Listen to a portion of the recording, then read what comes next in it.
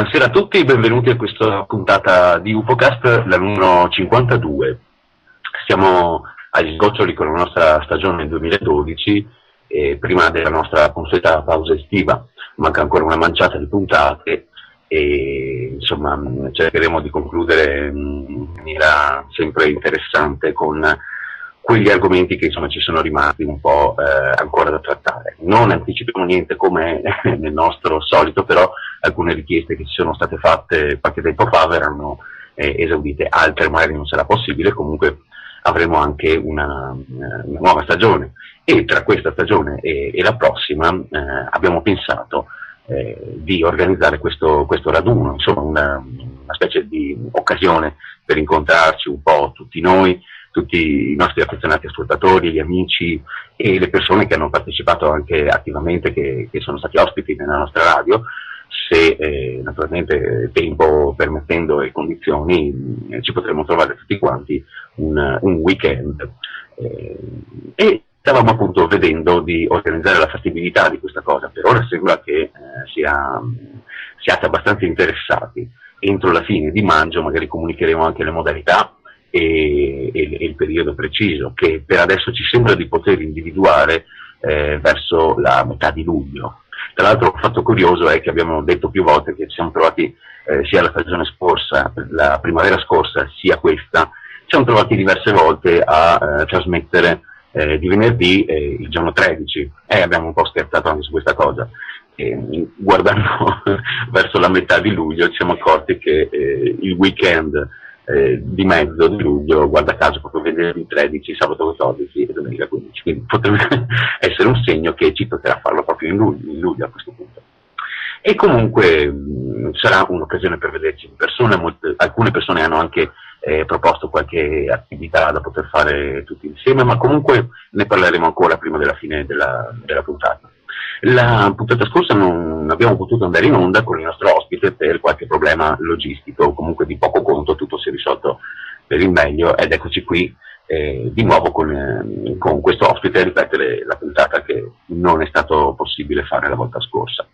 Abbiamo con noi un ricercatore nel campo del mistero in generale, che comunque poi ha affinato il suo tiro sulle antiche civiltà, pubblicando il suo libro Schiavi degli Dei, uscito nel 2010 per la Dracon Edizione, la cui frase di presentazione è: i figli degli dei unitisi con le belle figlie dell'uomo. Si possono trovare altre informazioni al sito www.schiavideglidei.it e l'autore di cui stiamo parlando è Biagio Russo, che è qui con noi. Ci sei, Biagio? Ci sono, buonasera Massimo. Buonasera. Un buonasera ovviamente a tutti i vostri radioascoltatori, ringrazio te e Michele per avermi invitato a partecipare a questo vostro programma e ovviamente Radio UFO Cast. Sono a vostra disposizione e andiamo avanti sperando di essere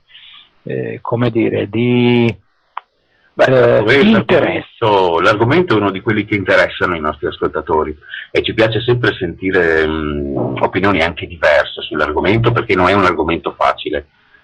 E prima si parlava di quanto sia utile incontrarsi di persona, parlare con la gente. A tal proposito, così inizierei facendoti questa domanda. So che hai presentato ultimamente il tuo libro nella sua traduzione in ungherese proprio in quel paese, l'Ungheria appunto.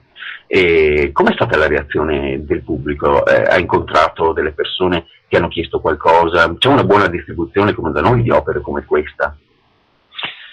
Guarda, io sono rimasto molto soddisfatto e anche, devo dire, un po' sorpreso dalla reazione positiva del pubblico.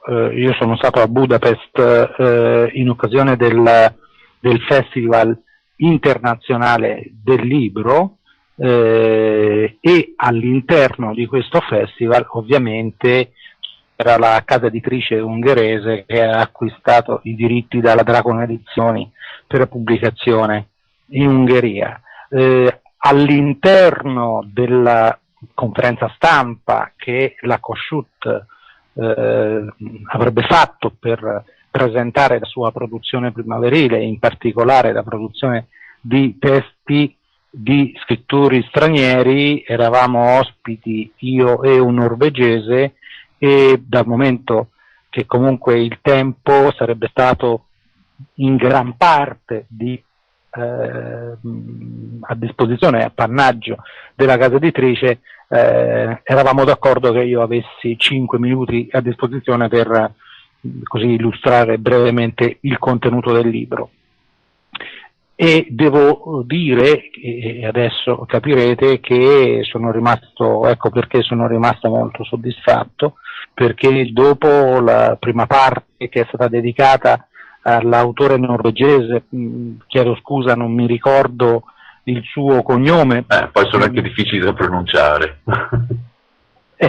Oltretutto, sì, c'è anche questo, che è stato intervistato da un esponente della casa editrice, la parola è passata a una signora che ha esposto tutti i libri che erano in fila sul tavolo, lasciando per ultimo il mio, dopodiché ha passato la parola alla responsabile delle pubblicazioni estere, la quale mi ha presentato, mi ha ringraziato, e insomma quelle cose che rientrano tra i convenevoli, se vogliamo, quelle cose che si fanno, però la cosa inaspettata è che questa signora è partita con una domanda, io ho risposto, e nel rispondere è partita una sequela di domande da parte della platea.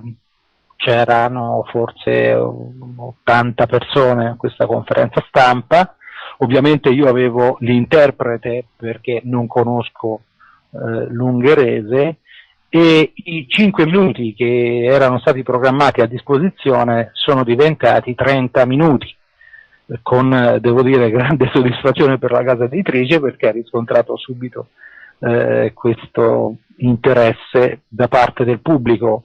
La cosa che insomma, mi ha colpito è che a un certo punto i dirigenti hanno detto alla mia interprete di portarmi via perché avevamo un altro impegno, insomma, più tardi da un'altra parte, perché c'era, sebbene io mi fossi alzato perché il tempo era finito, la gente veniva verso di me rivolgendosi alla mia interprete che voleva continuare a fare le domande, invece i dirigenti dicevano portalo via perché sennò non lo fanno passare. E è stata una cosa così che mi è piaciuta un po'.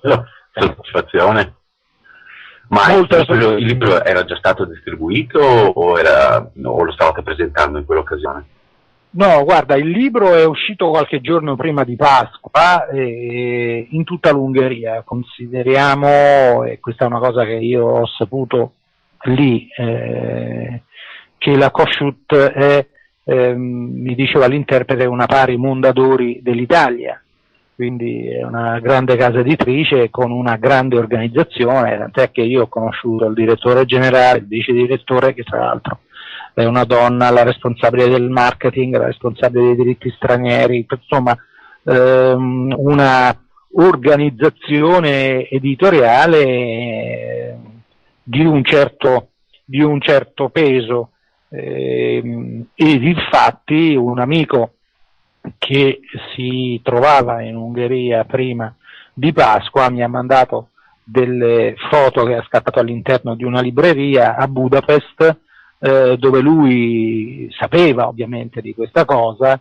per curiosità è entrato per vedere se trovava il mio libro. In effetti il mio libro era già nelle librerie in Ungheria, quindi il libro era già stato distribuito.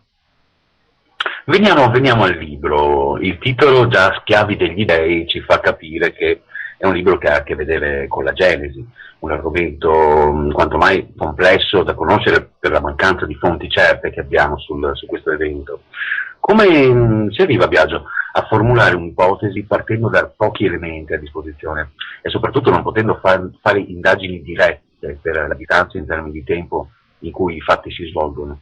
Come hai lavorato tu per cogliere le informazioni per questo libro?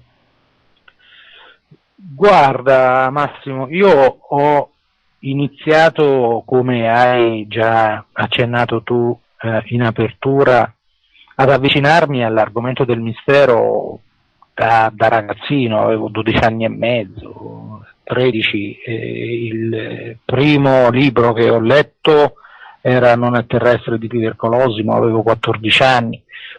Chiaramente mi sono avvicinato con la curiosità di un adolescente, poi con il passare del tempo questa curiosità è diventata interesse, passione e alla fine direi quasi una mania di andare sempre più in profondità. Quindi negli anni ho accumulato tanta di quella documentazione che alla fine insomma potremmo definire questa documentazione composta da tante tessere che determinano, accostandole, un quadro finale, così come quando si va a comporre un puzzle. Devo dire che c'è stato un momento di svolta nella mia passione, anzi interesse, diciamo così. Il momento di svolta è avvenuto quando, come vi posso dire, è stato generato dentro di me il dubbio, cioè se ciò che io avevo acquisito e letto e imparato fino a quel momento fosse tutto più o meno vero. Ed ecco che è iniziata la ricerca vera e propria, andando a verificare personalmente i testi e indubbiamente cercando gli originali più antichi possibili. Ci sono, Massimo, i testi ci sono, ci vuole pazienza, ci vuole anche testardaggine, il non fermarsi davanti alle difficoltà, perché comunque si incontrano. Devo dire che, così come ho scritto nei ringraziamenti del libro, ho avuto il supporto di una signora della biblioteca di Terni, dove io sono nato, che è riuscita a farmi avere dei testi che altri ritenevano impossibili. Quindi ecco, per dirti, io sono riuscito ad avere l'apocrifo della Genesi. In Italia ci sono solo 2 istituzioni che lo hanno, del 1954, e in inglese la traduzione dei rotoli, di alcuni rotoli del Mar Morto. Questi posti erano nella biblioteca dell'Università La Sapienza a Roma, se non ricordo male, e un'altra era presso la biblioteca dei frati minori della Porziuncola di Assisi. Testi che erano Holy Eyes, detta in inglese, e la signora probabilmente implorando la sua corrispondente è riuscita a procurarmi questi testi. È chiaro che ho avuto la possibilità quindi di fare delle verifiche, di avere delle conferme, ma anche delle grosse sorprese che mi hanno fatto crollare dei miti che io fino a quel momento consideravo tali. Certo, perché dobbiamo osservare che sull'argomento si sono sbizzarrite altre menti oltre alla tua. Ultimamente qui in Italia abbiamo per esempio anche Mauro Biglino, che si occupa di pubblicare libri e fare conferenze su questo argomento, ma se andiamo un pochino indietro, addirittura nel 69 Eric von Daniken pubblica il suo Gli extraterrestri torneranno, e poi nel 2003 Gli dei erano astronauti pubblica, quindi dopo 15 opere insomma è sempre lì a scrivere delle stesse cose.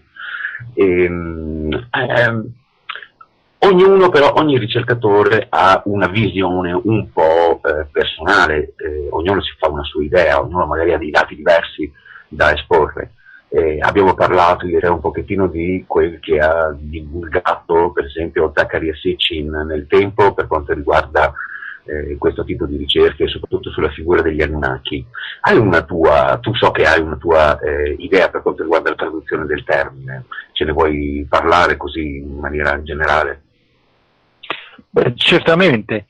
Per ciò che concerne il significato di Anunnaki, è il risultato di quella ricerca che è andata avanti dopo la pubblicazione di Schiavi degli Dei, anche perché è venuta dopo, perché il sentiero che io stavo percorrendo comunque era quello di dare una risposta in maniera documentata, analizzata, verificata in maniera severa. Io sono molto severo con me stesso, tant'è che se trovo un documento che va in una certa direzione, ancorché affascinante, come si usa dire, no? Non è una rondine che fa primavera, quindi cerco le conferme. E io a quel punto dovevo prendere assolutamente una decisione per non debordare, per non andare a riempire il libro di pagine e pagine che poi alla fine avrebbero stancato il lettore. Il mio obiettivo era quello di fare chiarezza sulle origini del nostro genere umano. Dico nostro, e già questo può far comprendere qual è la mia posizione, perché io ritengo che noi siamo soltanto l'ultima delle civiltà di questo pianeta, ce ne sono state altre prima della nostra, e andando avanti, quindi a un certo punto, andando alla determinazione di come e perché era stato formato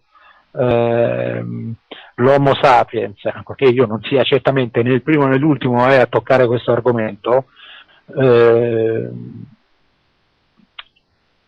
dopo i controllori, i Gigi, che erano i cosiddetti Malaku per gli accadici, Malak per gli ebrei e gli angeli nella Bibbia, dico sì, questi signori erano i controllori del genere umano, che comunque aveva il compito di lavorare e servire i propri superiori, ma insomma questi superiori chi erano? Ecco che quindi sono andato a cercare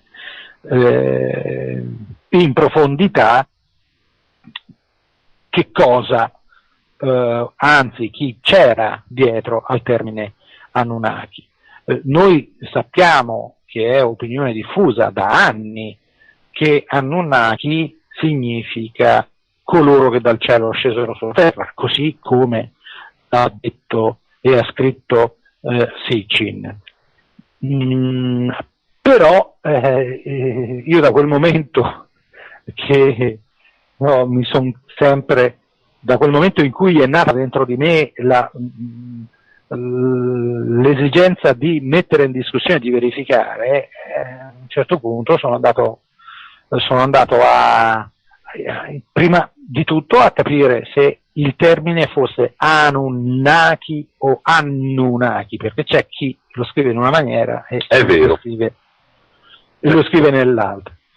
Certo, io potrei portare una serie di testi, che comunque sono la stragrande maggioranza, in cui il termine è scritto Anunnaki, ma per tagliare la testa al toro, piuttosto che testi di traduzione, io ho trovato un documento che comunque è inoppugnabile, così come chi l'ha scritto, perché il Sumero lo conosceva, lo parlava, lo scriveva, che è Hammurabi, era Hammurabi.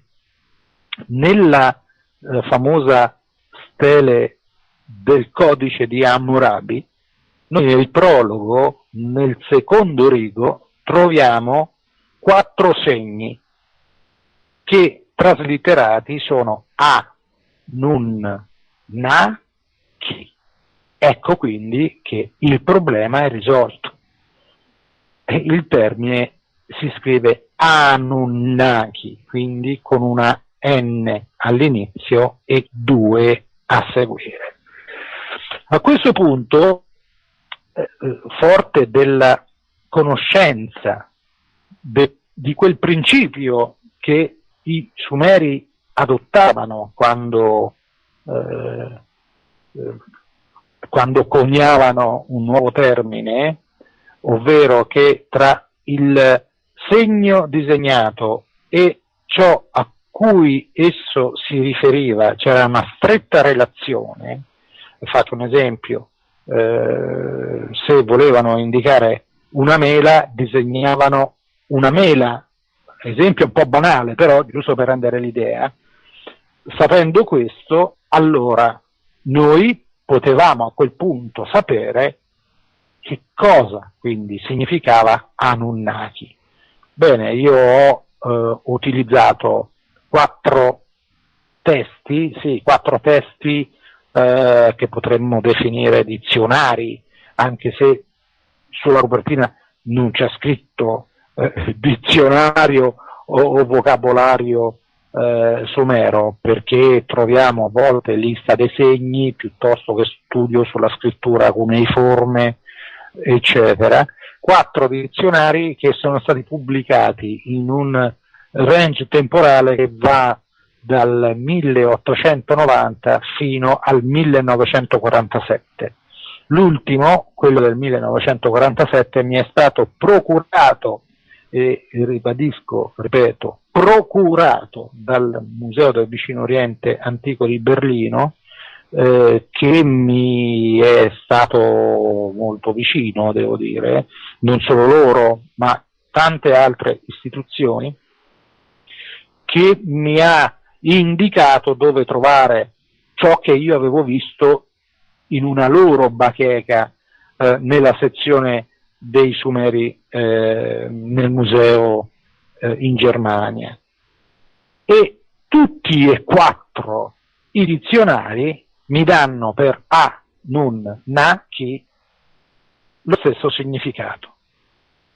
Adesso non sto qui a esporre come io ci sia arrivato rispettando l'analisi grammaticale, perché sì, brevemente possiamo dire che i Sumeri al primo posto mettevano il sostantivo, al secondo l'aggettivo, poi al terzo e il quarto il complemento di specificazione. Questo però è importante saperlo, perché ogni segno ha più di un significato, e se quel segno ha significati che sono sostantivi o aggettivi, a seconda della posizione che ha nella parola, ciò che non è coerente va escluso. Vi faccio un esempio: se nel secondo posto ci va l'aggettivo, in questo caso il secondo posto nel termine da noi preso in considerazione è Anunnaki, quindi Nun, troviamo principe, principale, il migliore, il più importante, ma c'è anche lotta e combattimento, che sono 2 sostantivi, e quindi lì non vanno utilizzati questi 2 termini. Ecco comunque che, per farla breve, applicando quindi questa regola, viene fuori che Anunnaki ha 4 sostantivi diversi, ma quello che viene dopo è sempre lo stesso, ovvero migliore, più importante, principale della terra. I sostantivi sono acqua, liquido seminale, il padre, in questo caso va inteso al plurale quando si parla degli Anunnaki, il padre, no, i padri e la prole. Quindi, ricapitolando, noi abbiamo l'acqua, migliore, più importante e principale della terra, oppure il liquido seminale, migliore, più importante e principale della terra, i padri, migliori, più importanti e principali della terra, o la prole migliore, più importante e principale della terra. Ora, qualcuno mi potrebbe obiettare: tu hai utilizzato dei testi troppo vecchi. Giusta obiezione, rispondo. Ma questa obiezione me l'ero già fatta io, tant'è che proprio per la severità che io uso, che ho nei confronti di me stesso e delle mie ricerche, sono andato a prendere un ulteriore testo dizionario, come vi dicevo prima. È un testo del 2007 che è dell'Università della Pennsylvania e dice le stesse identiche cose. Quindi io ho 5 documenti che mi confermano che il significato di Anunnaki non è coloro che dal cielo scesero sulla terra, ma è quello che ho detto prima, ovvero l'acqua o il liquido seminale o la prole o i padri migliori, più importanti o principali della terra. Certo. Della terra, Massimo. Ecco che io di fronte a questo risultato vi devo dire che insomma un brivido lungo la schiena l'ho avuto. Certo, perché questa cosa qui può mettere in dubbio il fatto che i soggetti di cui si parla venissero da fuori. Certamente.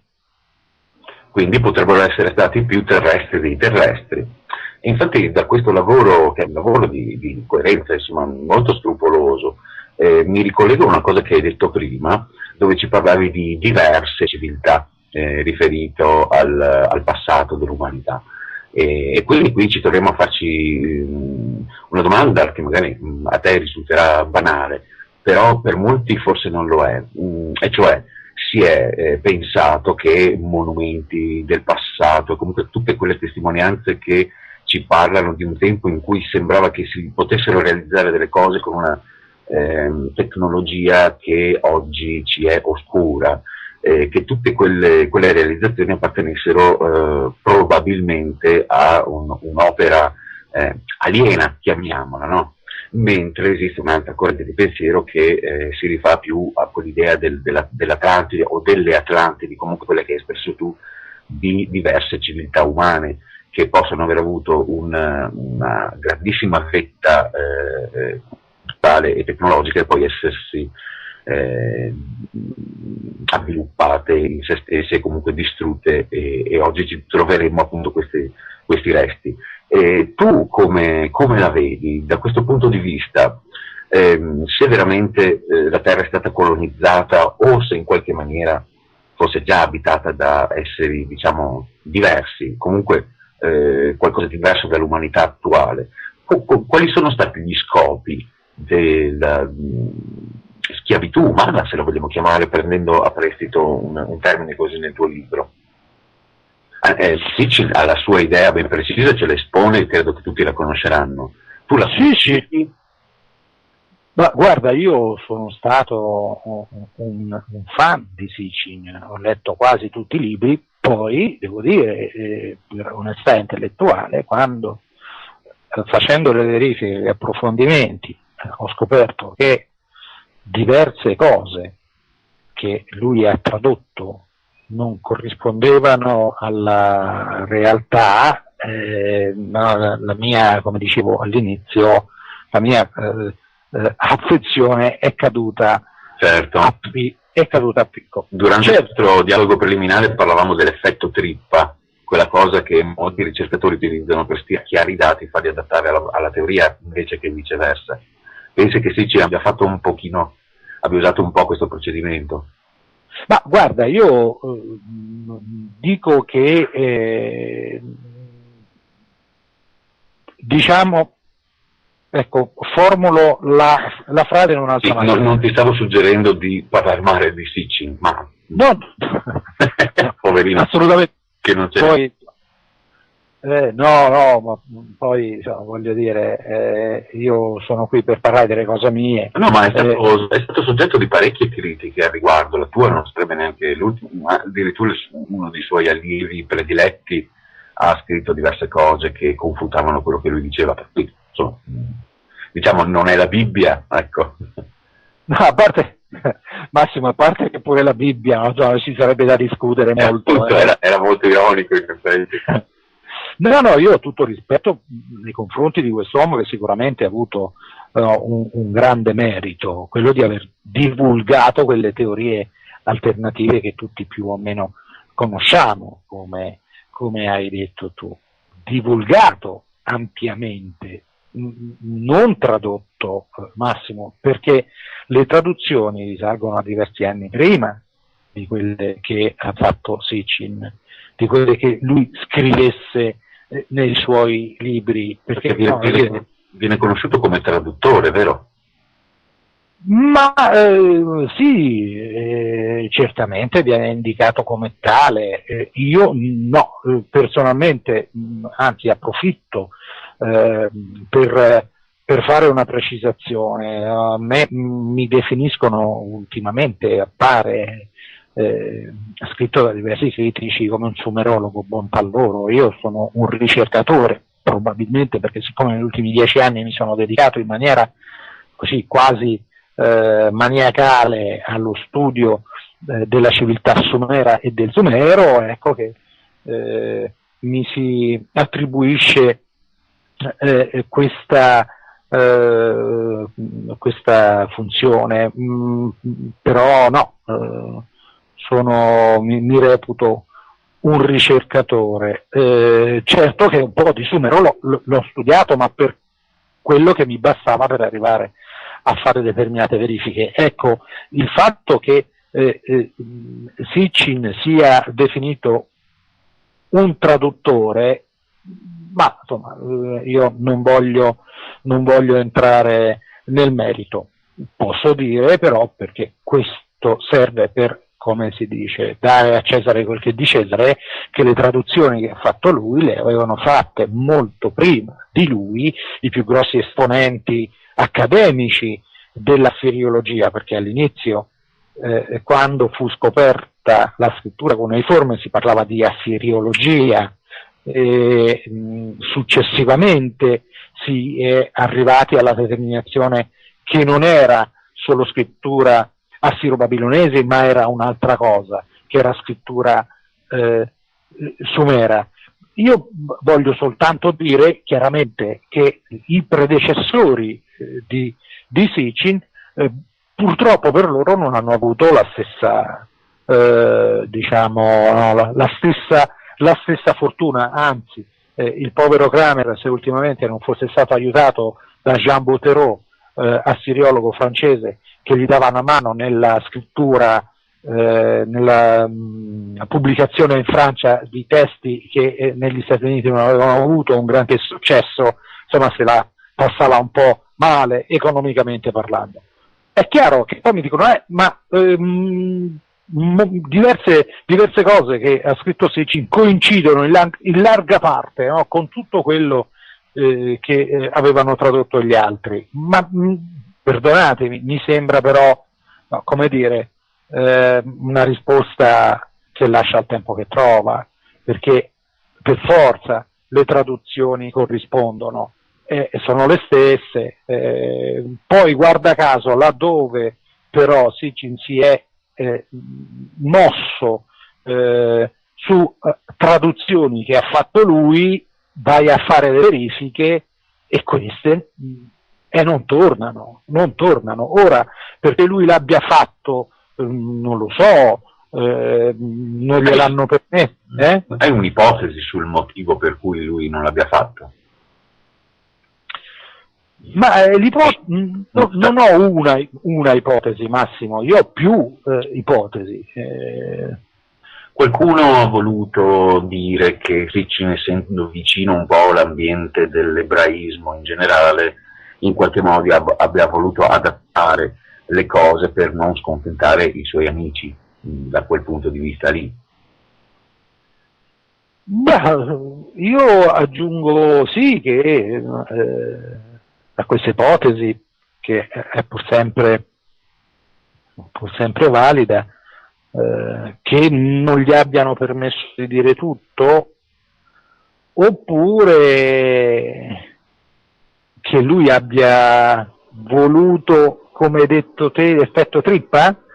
Guarda, se tu mi permetti, ti racconterei un aneddoto. Mi è capitato tempo fa di conoscere Mario Pinkerle, personalmente, ho avuto occasione di trovarlo, insomma, di incontrarlo di persona, e a casa sua si è affrontato l'argomento e mi sono permesso di utilizzare il termine sumerologo. Apriti cielo, perché dal suo punto di vista i sumeri non esistono. Mi suggeriva, lui e sua moglie Giuliana, a sua volta autrice e ricercatrice per quanto riguarda questi argomenti, mi suggerivano questa ipotesi che il popolo era semita, mentre la definizione di un popolo ariano è stata un'invenzione di, se non ricordo male, tal Giulio Per, che volle appunto definire, perché non poteva esistere un popolo così evoluto da inventare la scrittura eppure semì. Quindi l'ha messa un po' sulla questione dell'antisemitismo, però mi stava quasi per cacciare fuori di casa per questo motivo. E quindi, sai, sembrava essere molto convinto di questa cosa, non tanto, sai, per motivi politici, diciamo, o di edizione o filosofici, ma proprio davvero convinto del fatto che fosse un inganno storico. Allora, guarda, tra l'altro questo argomento io l'ho trattato in maniera profonda nel mio libro, la questione, non mi ricordo più il titolo del capitolo, la questione Sumera rivelara, qualcosa del genere, ma comunque ci sono diverse pagine. Però prima di parlarti di questo argomento faccio un attimo un passo indietro, perché non ho finito il mio pensiero sulla questione precedente. Stavamo dicendo delle ipotesi che avrebbero, no? Sì, quella che hai detto te può essere valida, così come quella che qualcuno può non averglielo permesso, oppure semplicemente che commercialmente tirava la cosa e alla fine, insomma, sai, i soldi fanno un certo effetto e potrebbe essere stata una motivazione prettamente commerciale. Ma ecco, siamo in un ventaglio di ipotesi. Io ho un mio credo personale, però siccome è un'ipotesi, ciò che credo lo tengo per me. Io mi sono limitato a esporre alcune ipotesi. Per ciò che concerne la questione Sumeri, io condivido il pensiero di Pinkerle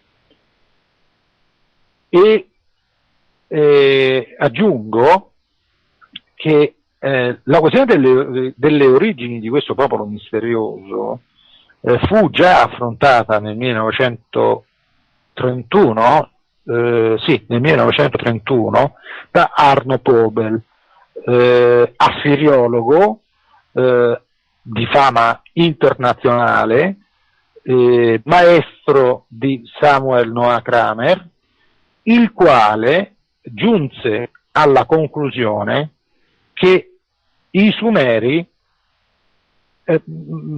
erano semiti, ma che il periodo, e questa è la conclusione a cui sono arrivato, era tale che non si poteva assolutamente attribuire a una civiltà semita quelle conoscenze straordinarie. Tutto gli si poteva attribuire, ma meno che fosse una civiltà semita, tant'è.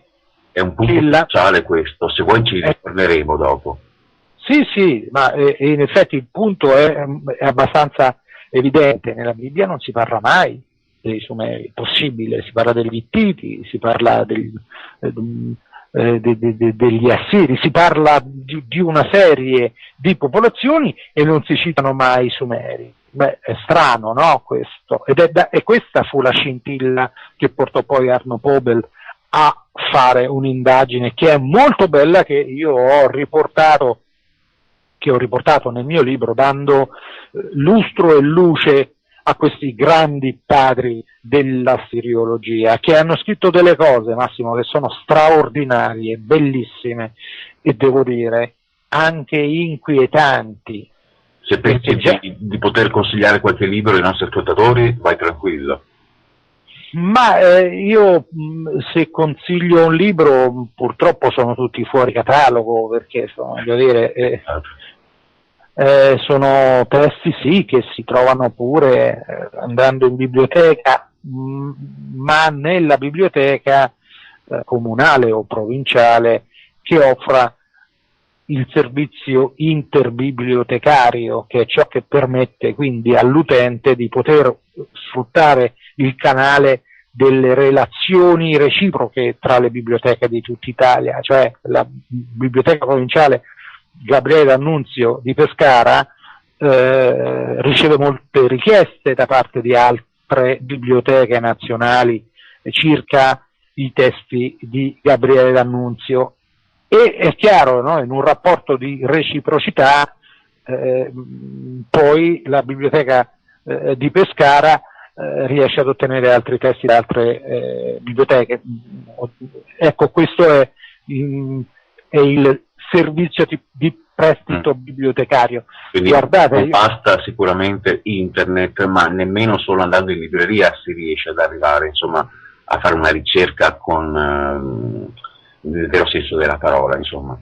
Sì, guarda, se mi dai, ecco, prendo il mio libro, perché io nella bibliografia è intesa come l'insieme dei testi che io ho usato per comporre il libro, e non intesa come i libri che trattano l'argomento. Io ho inserito diversi testi di Kramer, certo, aspetta che... casomai faremo un appendice, ne discutiamo a fine trasmissione, ma riposteremo qualcosa nell'articolo che ti riguarda nel nostro sito. Scusami se ti ho interrotto, magari questa cosa non è così importante in questo momento. Sì, ma guarda, al volo di Kramer, i Sumeri alle radici della storia, è del 1979, è roba vecchia, certo, però ecco, credo che si riesca a trovare andando in biblioteca, quella però che ha il servizio di prestito bibliotecario. Te ne potrei dire anche qualche un'altra, ma del 58, insomma. Anche degli italiani hanno fatto dei lavori straordinari, Furlani, per esempio, no? Miti assiro-babilonesi, è un testo del 58 che però anche questo, sono testi storici, cioè riportano le traduzioni. Io là dove andavo a verificare il testo delle Nuova Elish, per esempio, ho utilizzato 4 o 5 traduzioni per metterle a confronto. Insomma, va bene, andiamo avanti. Certo. Stavamo parlando appunto dell'origine eventualmente semita o eventualmente no di questi testi, e quindi l'attribuzione ad un popolo chiamato Sumero, che per alcuni non è, sembra un po' la storia dell'Olocausto, no? Sembra un po' che da una parte si voglia negare una cosa e dall'altra parte invece affermarla con forza. Cosa potrebbe, e sempre tutto gira intorno a comunque questo popolo che nella Bibbia veniva definito come eletto. Ma guarda che a proposito di popolo eletto, i Sumeri, ora usiamo questo termine convenzionalmente per capirci noi e far capire i nostri ascoltatori, ma già i Sumeri si consideravano il popolo eletto.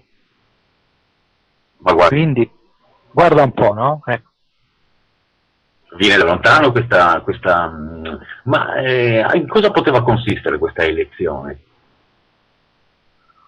Ma è difficile trovare una risposta a questa domanda. Ci parla di commistione di DNA divino e umano. Sì. Nel testo Enki Enigma viene riportato in maniera molto descrittiva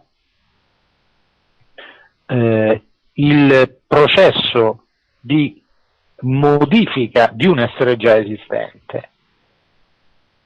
Ed ecco, parlo di traduzioni, non di interpretazione mia, di traduzioni fatte da quei padri della siriologia. Ci sono diversi tentativi, questi tentativi vengono fatti da Enki e Ninhursag, che è la sorellastra di Enki, che aveva probabilmente delle conoscenze tali per essere scelta dall'assemblea degli Anunnaki quale colei che avrebbe dovuto creare il prototipo di uomo. Poi possiamo pure dire sì, forse era una biologa. Nei testi non c'è scritto che cos'era, ma sicuramente l'assemblea degli Anunnaki chiesero proprio di lei per poter eseguire ciò che era necessario per risolvere poi una questione che, usando un termine moderno, poteva essere indicata come una rivendicazione sindacale da parte degli Gigi, che sempre testi storici, le traduzioni, dicono che per millenni avevano fatto i lavori pesanti e, giunti a un certo punto, non ne potevano più, si ribellarono con intenti anche di omicidi, perché volevano far fuori il capo supremo, che era Enlil. E ripeto, questo è scritto nei testi originali tradotti da Jacobsen, Kramer, piuttosto che Furlani, piuttosto che Giovanni Pettinato, tra l'altro scomparso di recente, grande professore della Sapienza di Roma, piuttosto che altri traduttori. È chiaro che con quelle che sono le nostre attuali conoscenze possiamo oggi comprendere che ciò che descrive il testo Enki Enigma sia in effetti una manipolazione genetica. Un'operazione di ingegneria genetica a tutti gli effetti. Certamente, ma ripeto, oggi possiamo fare questa affermazione perché abbiamo raggiunto un certo tipo di conoscenza scientifica. 50 anni fa non avremmo detto la stessa cosa. Pensa, solo 50 anni fa, e stiamo parlando di avvenimenti lontani migliaia di anni. Certamente, decine di migliaia di anni, qualche centinaio di migliaio di anni. Mi ero tenuto stretto, in effetti. Ora, chiaramente si parla di un quantitativo di persone, perché i Sumeri, gli Anunnaki e gli Gigi non li consideravano delle divinità, attenzione, erano definiti Dingir e poi possiamo tornarci sopra, se no rischiamo di divagare. Poi io sono fatto così, mi dovete riprendere perché poi parto per le tangenti e alla fine mi dimentico da dove ero partito. Prendo appunti e ti tengo d'occhio. Benissimo.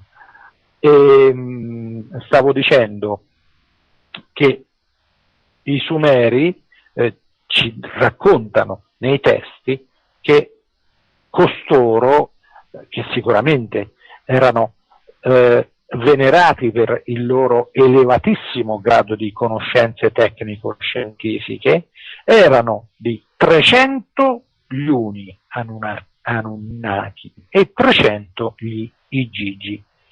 Chiaramente gli Anunnaki avevano un compito che era quello di essere ai posti di comando, mentre gli Igigi, per deduzione dai testi storici si comprende, essendo dedicati ai lavori pesanti, erano di rango inferiore. I Sumeri comunque, ecco, li quantificano, dicono quanti erano, che poi, apro la parentesi e la richiudo subito, che scendessero dal cielo è possibilissimo, perché no? Se Massimo, io e te prendessimo un aviogetto a decollo verticale o un elicottero e andassimo in una zona del pianeta dove la civiltà non è mai arrivata, scendessimo in mezzo a degli autoctoni che sono rimasti ancora allo stato, non dico primitivo, ma poco ci manca, e ci vedono scendere da questo uccello luccicante da rombo di tuono, perché d'altronde, voglio dire, gli elementi del loro vocabolario sono molto striminziti, non conoscendo ovviamente, no, la civiltà. Poi noi arriviamo con un accendino e gli accendiamo il fuoco e facciamo tante altre cose, insomma, è chiaro che esiste questa cosa, il culto del charter, come lo chiamano? il culto cargo, sì, Cargo, ma è tuttora, esatto. sì, ma tuttora vivo in una isola del Pacifico, Vanawa, se ricordo bene, dove stanno ancora aspettando che ritorni John Frum, che tra l'altro era un soldato paracadutato ai tempi della seconda guerra mondiale su questa isola. Ovviamente lui disse I am John Frum USA, ecco John Frum che è diventato John Frum, e stanno aspettando che torni. È chiaro, e poi finito chissà cosa aveva detto Quetzalcoatl quella volta. Già, sì.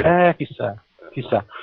Ora, tornando al discorso del quantitativo, 300 più 300, bene, potrebbe essere stato semplicemente un gruppo di persone superstiti di una civiltà che si era annientata quasi ovviamente, perché c'erano dei superstiti a causa di un evento esterno o interno, ovvero esterno potrebbe essere stato un impatto di una cometa, di alcuni meteoriti, piuttosto che interno determinato da guerre fratricide, perché voglio dire, ci sono i testi, gli antichi testi religiosi indiani che ci parlano delle guerre tra gli dei. Sto parlando del Mahabharata piuttosto che di altri testi ancora, oltretutto che indicano i famosi Vimana. Il Vaimanika Shastra, che proprio dà le indicazioni su come sono fatti e come vanno guidati. Certamente, straordinario. Allora,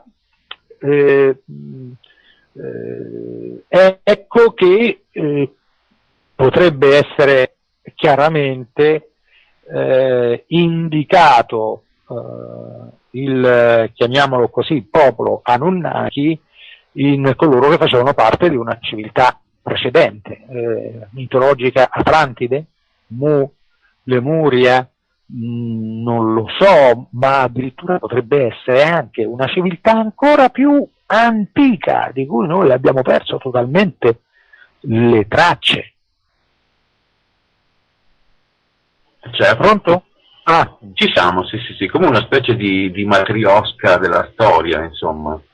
Sì, oltretutto, guarda, ci sono dei reperti archeologici che sono incredibili, ma di per sé anche le costruzioni megalitiche che noi troviamo, le meravigliose muraglie di Cusco, piuttosto che il monolite di Baalbek che sta ancora lì in quella piana senza essere utilizzato, insomma è stato evidentemente abbandonato, che non serviva più. Il tempio di Giove, sempre in Libano, a Baalbek, che è stato costruito dai romani sopra questi blocchi che sono di migliaia di tonnellate.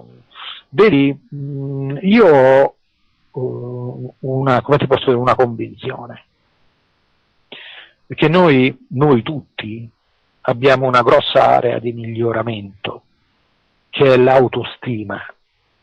Noi non riteniamo che la nostra esistenza passata di genere umano sia stata capace di poter produrre queste straordinarie cose. Quelli che vengono chiamati anche OPART, quindi out of place artifact, cose che non sembrano appartenere al tempo al quale diamo noi una collocazione temporale con i nostri sistemi scientifici. Certamente. Vedi, la conoscenza dei Sumeri, la loro conoscenza, è definita straordinaria perché è espressa in un momento storico in cui è strano, no? Risulta strano che ci fosse, perché era il Neolitico. Ora, così come oggi noi abbiamo un 20% del pianeta che è industrializzato, civilizzato, come lo vogliamo definire, mentre l'80% del pianeta sta ancora in condizioni di profonda arretratezza. Questo oggi che siamo 7 miliardi, ma 100.000 anni fa, quanti potevano essere gli abitanti sulla Terra? E comunque, così come oggi ci sono delle evoluzioni che comunque si spostano nel tempo con velocità diverse, tanto che se io e te, così come ti ho fatto l'esempio precedentemente, prendessimo un elicottero e andassimo nella giungla, verremmo considerati delle divinità. Ci basterebbe un accendino. Bravo. Vero. Ecco. Allora, dico, noi abbiamo questa grossa area di miglioramento che è l'autostima. Poi, perché ci sia poca letteratura che va in questa direzione, piuttosto che una letteratura che è tesa ad avvalorare l'ipotesi extraterrestre, che pure non si può escludere. Io sono un fautore della vita extraterrestre, ma ci mancherebbe altro. Ma se solo la nostra galassia è composta di 200 miliardi di stelle e ogni stella è un sole, ma è da presuntuosi ritenere che noi si sia l'unico pianeta che presenta delle condizioni di abitabilità, di crescita, di sviluppo. E ho parlato solo della nostra galassia, ma ce ne sono milioni di galassie. E ultimamente si fa per dire, perché forse di una decina di anni fa lessi che i tecnici che gestiscono il telescopio Hubble lo puntarono in una zona del Grande Carro, così, dove però la conoscenza acquisita fino a quel momento era che non c'era niente. Hanno scoperto 5.000 nuove galassie. Ecco, ora non ci mettiamo a fare le moltiplicazioni, perché sennò ci finirebbe. Per carità. No, dico l'inchiostro della penna per scrivere tutti i progetti. Ma dobbiamo anche e soprattutto dare un'occhiata al termine extraterrestre ed eventualmente al termine alieno, che non sono sinonimi veramente, come tu ci insegni. Sì. Una cosa aliena a noi non è detto che non sia nata sulla Terra. Certamente sì, ma guarda, mi scuso se apparessi noioso e ripetitivo, ma perché riprendo l'esempio di prima, io e te su un aviogetto che va nella giungla. Ecco, alieno, secondo terminologia espressa, cioè secondo il significato espresso nei nostri dizionari italiani, senza fare nomi, per non fare della pubblicità gratuita, per dire ma ce ne sono a iosa, è al contempo un aggettivo o un sostantivo. Allora l'aggettivo è qualunque cosa o soggetto che è estraneo all'ambiente di riferimento. È chiaro che io e te in quella circostanza siamo estranei all'ambiente di riferimento, e quindi è giusto che noi si sia identificati come alieni in termine aggettivante, però è anche un sostantivo. Chi appartiene ad altri mondi. Ora, è chiaro che quando si va ad utilizzare questo termine, essendo così ambiguo, è facile, no? Far inciampare il lettore in un'interpretazione piuttosto che un'altra, sempre che non si faccia chiarezza, perché se io non voglio far inciampare il mio lettore, se io non gli voglio dare l'ambiguità, e glielo dico. Gli dico, guarda, alieno inteso così e non in quell'altra maniera, perché non mi piace giocare sui doppi sensi o cavalcare, no, un determinato filone per un motivo piuttosto che per un altro. Però, ripeto, l'uno non esclude l'altro, perché chi appartiene ad altri mondi è un extraterrestre. Ecco. Questo mi dà nuovamente l'occasione per ribadire che io sono un fautore di contatti, se vogliamo, extraterrestri, che in un lontano passato il genere umano che era presente sulla Terra abbia potuto avere con esseri provenienti da altri pianeti. Perché sono un fautore? In maniera molto razionale, perché il problema della vita sul nostro pianeta, cosa che tra l'altro nella storia che hanno insegnato a noi a suo tempo, a scuola e oggi ai nostri figli, parla dell'uomo e non della storia del mondo, inteso come la possibilità di precedenti civiltà, ha avuto un handicap, l'handicap che periodicamente, se non periodicamente per essere proprio fiscali, cioè allora a periodi precisi è avvenuto un evento. No, scartiamo periodicamente, diciamo che diverse volte la Terra ha subito dei grossi sconvolgimenti che, ripeto, possono essere stati determinati o dall'esterno o dall'interno, ma dall'interno anche dall'esplosione di un vulcano, un'esplosione talmente grossa e vigorosa, con un'espulsione nell'atmosfera di tanti di quei detriti, da creare una sorta di copertura del cielo con queste nuvole grigie, scure, che hanno impedito a un certo momento il passaggio dei raggi solari, determinando di conseguenza che cosa?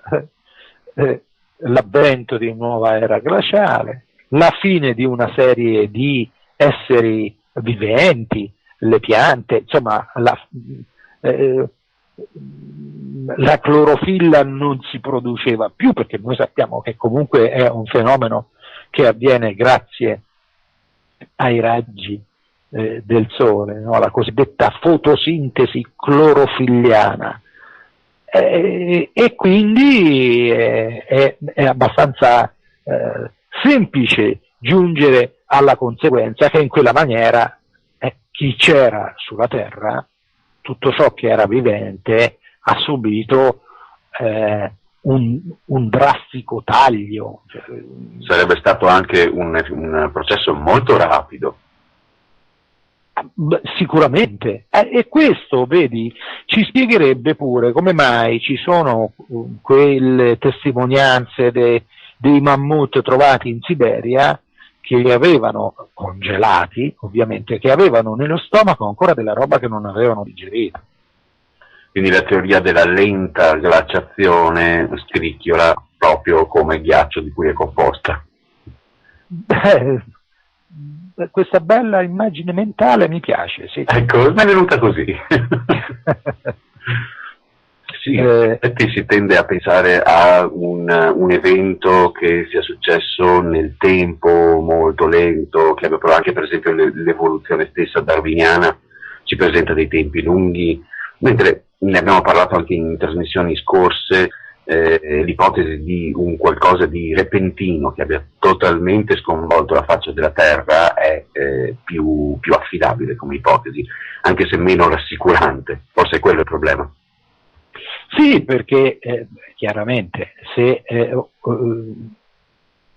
uno ne trae delle conclusioni che determinano che questi eventi siano avvenuti con periodicità, è chiaro che spaventano, perché insomma se uno si fa un po' di conti prima o poi succede, no? E qui si è parlato questo di slittamento dei poli,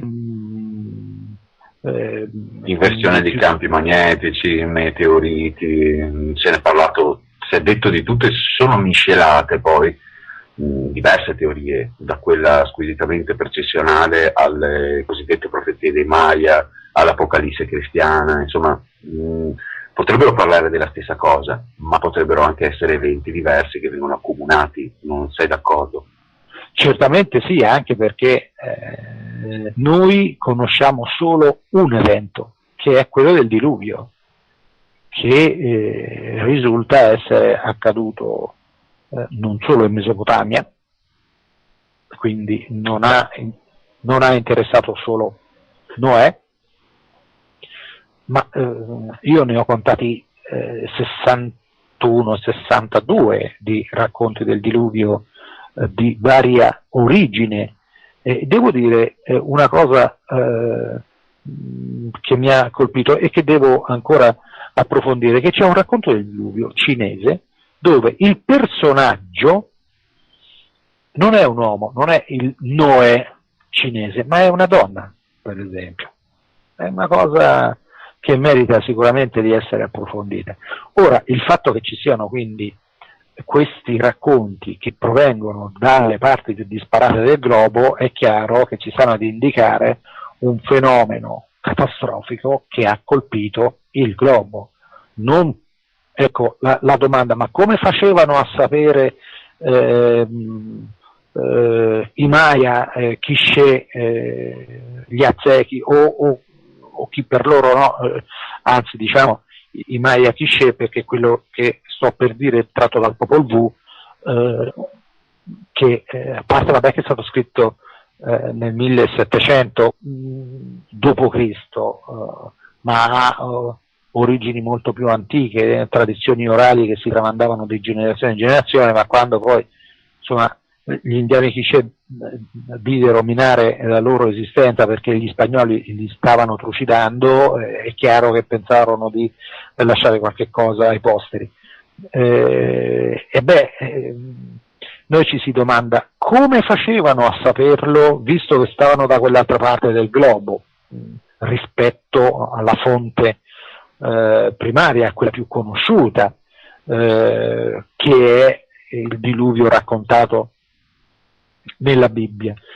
Non perché qualcuno glielo fosse andato a raccontare, ma perché è accaduto anche lì, nel senso che questo sconvolgimento ha colpito. Più che una tradizione condivisa potrebbero essere esistiti diversi Noè, diverse figure che hanno fatto le stesse cose.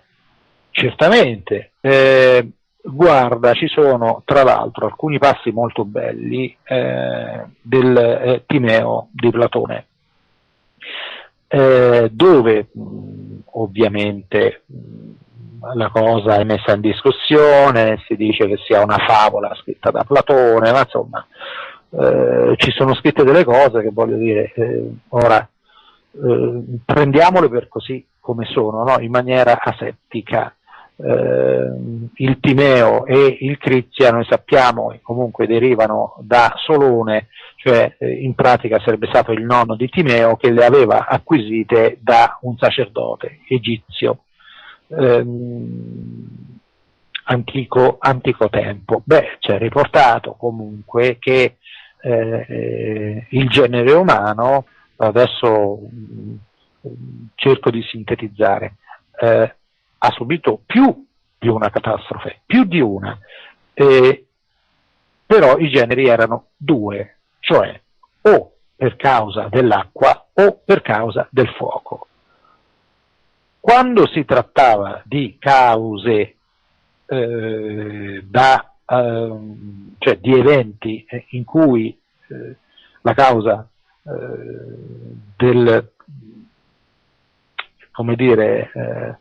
la causa comunque era l'acqua, chi si salvava era la gente che stava in cima alle montagne.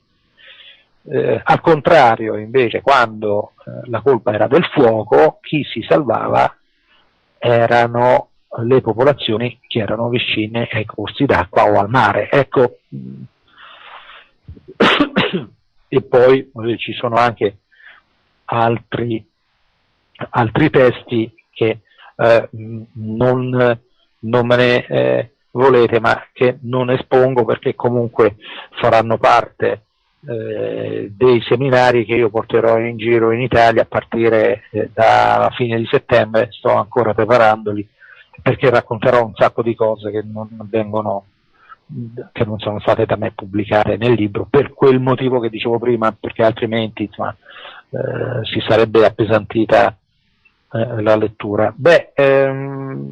Ci sono molti riferimenti che fanno comunque che ci danno la descrizione di ciò che è avvenuto e addirittura per quale motivo è accaduto, ma nel libro di Enoch pure si parla di cose che riguardano un evento che ha generato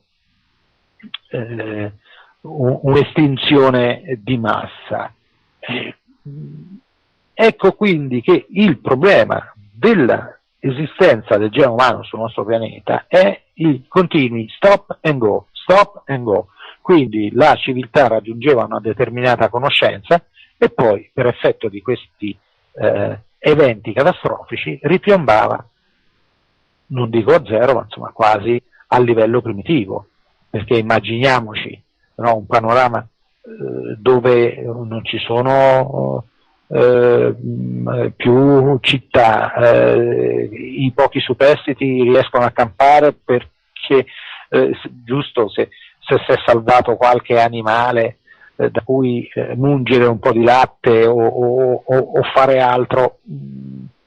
Diciamo che la priorità è mangiare e coprirsi più che scrivere libri di storia o di filosofia. Beh, secondo la scala keynesiana è chiaro. Certo. Bisogno primario è quello.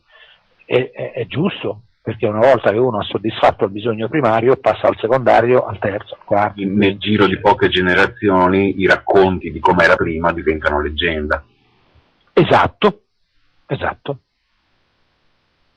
E da qui la nascita della mitologia, ci stai suggerendo. Certamente. Ecco, prima ho detto, per ciò che riguarda il diluvio, quello che è scritto nella Bibbia, precisando perché è il libro più diffuso, no? Se vogliamo. Allora, la Bibbia parla di Noè, ma guarda caso c'è un testo ancora più antico che è l'epopea di Gilgamesh, in cui l'11ª tavoletta parla di Utnapishtim, che sarebbe il Noè assiro-babilonese. Ora noi sappiamo che gli ebrei sono stati in cattività a Babilonia per 50 anni sotto Nabucodonosor II, furono liberati poi successivamente da Ciro il Grande. Non vorrei sbagliarmi, vado a memoria, ma io ho anche il disco fisso che è un po' pieno, quindi a volte l'ago mi pesca in zone che non sono proprio quelle giuste. Però guarda caso, no, stando per 50 anni con i babilonesi, ne hanno acquisito gli usi, costumi, consuetudini, religione e anche, in questo caso, le storie, le tradizioni e, attenzione, che tra l'altro gli assiro-babilonesi si portavano dietro le conoscenze dei Sumeri, tant'è che noi ritroviamo la storia del diluvio universale nel diluvio sumerico, dove il Noè ebraico, che diventa Utnapishtim per gli assiro-babilonesi, è Giusudra per i Sumeri, e ne parla anche Manetone, eccetera, eccetera. Insomma, ecco, voglio dire che queste cose a me fa piacere dirlo, perché è vero che la Bibbia è il testo più diffuso nel mondo, e io lo dico con rispetto nei confronti di chi della Bibbia ne fa un testo sacro, ha tutto il mio rispetto. Poi il mio pensiero è un altro, però insomma non è questa probabilmente la sede per starlo ad esporre, però è giusto che si dia la luce alle origini, che invece si conoscono ben poco, e oltretutto più si va in profondità, più si scava nel passato e più si trovano le descrizioni originali, non manipolate, non modificate dal tempo, ma non solo, anche dalle esigenze di adattare dei testi per fini che potevano essere di carattere religioso, politico, piuttosto che banalmente ricopiare o trasferire male un termine, interpretarlo in una maniera piuttosto che un'altra, ad opera degli scribi, che gli scribi scrivevano, ricopiavano, ma a volte non sapevano nemmeno che cosa, insomma, sapevano nemmeno che il significato di profondità si trova. Non ti sentiamo più in questo momento, comunque ci stai parlando insomma di tornare alle origini. In questo momento l'audio se n'è andato, ma facendo un piccolo passo indietro, se non ti sento. Ecco, ora sei tornato. Ok, perfetto. Sì, stavamo dicendo appunto che facendo un piccolo passo indietro c'è questo dubbio su quale sia stata l'origine appunto della scrittura, della civiltà, di tutto quello che abbiamo ereditato come umanità, e c'era questa diatriba tra l'origine semitica piuttosto che ariana, dove per ariana si intende il popolo della Valle dell'Indo. Nei testi, in quello che ci ha trasferito, che ci ha trasmesso Sitchin, c'è l'idea che la Valle dell'Indo sia stata un'ulteriore colonia di coloro che andarono a popolare diciamo la Mesopotamia, quindi la Valle dei Due Fiumi, mentre da altre parti si ritiene che la civiltà più antica sia quella della Valle dell'Indo. Che idea ti sei fatto tu al proposito? Sono più vecchi quelli della Valle dell'Indo o i Sumeri? E comunque continuiamo ad avere un problema con la chiamata, purtroppo. E quindi potrei raccontare una barzelletta, ma non mi sembra il caso.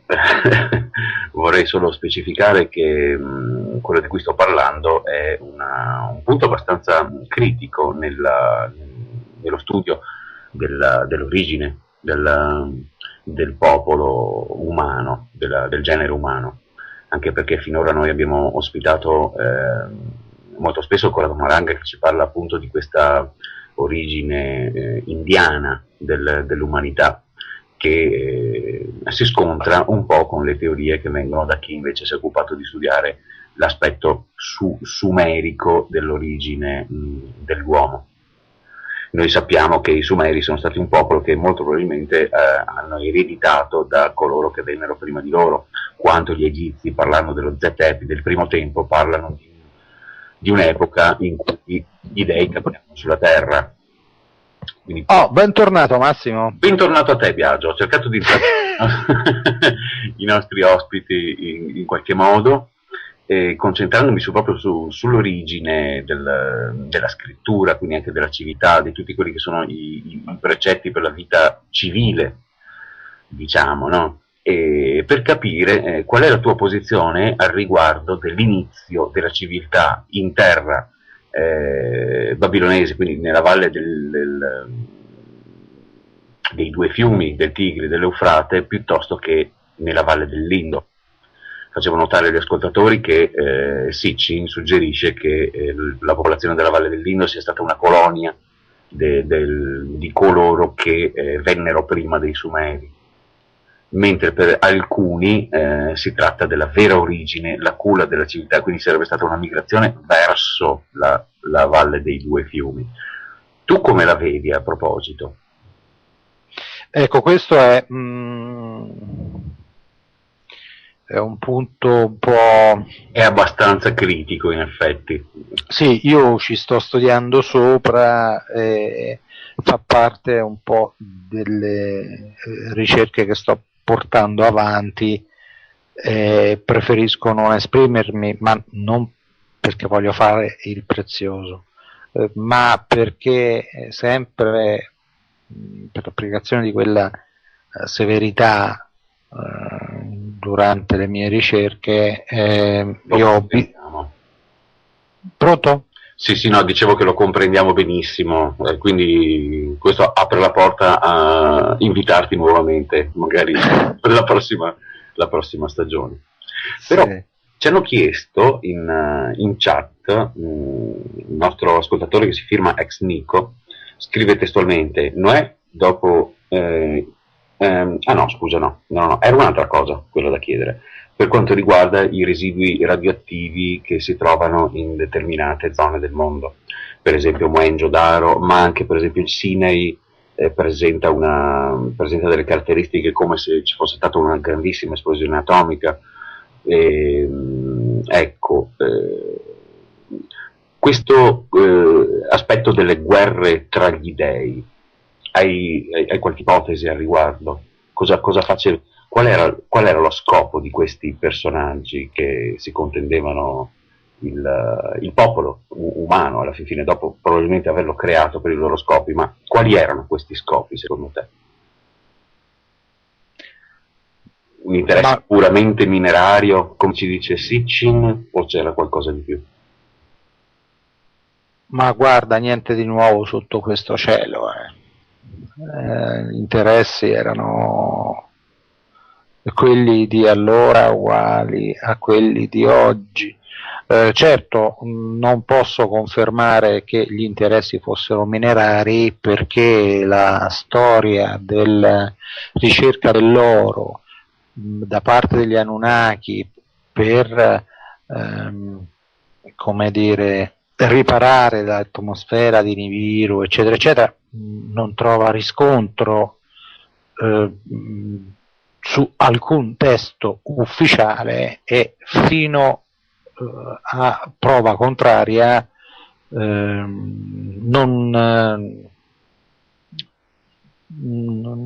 c'è. Cosa poteva rappresentare quest'oro?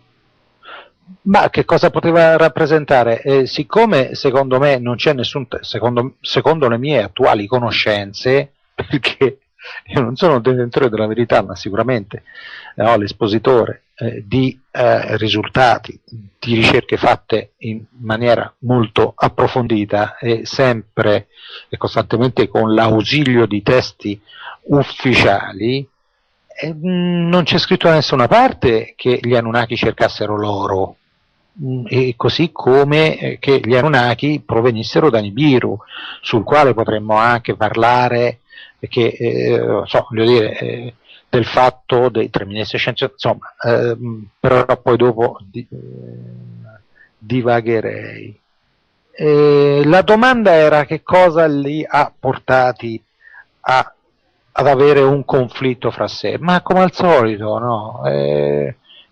La conquista del territorio, così come tra l'altro ultimamente è risultato che l'Homo di Neanderthal sia finito improvvisamente poco dopo la comparsa dell'Homo di Cro-Magnon, non per motivi climatici, forse non solo per motivi climatici,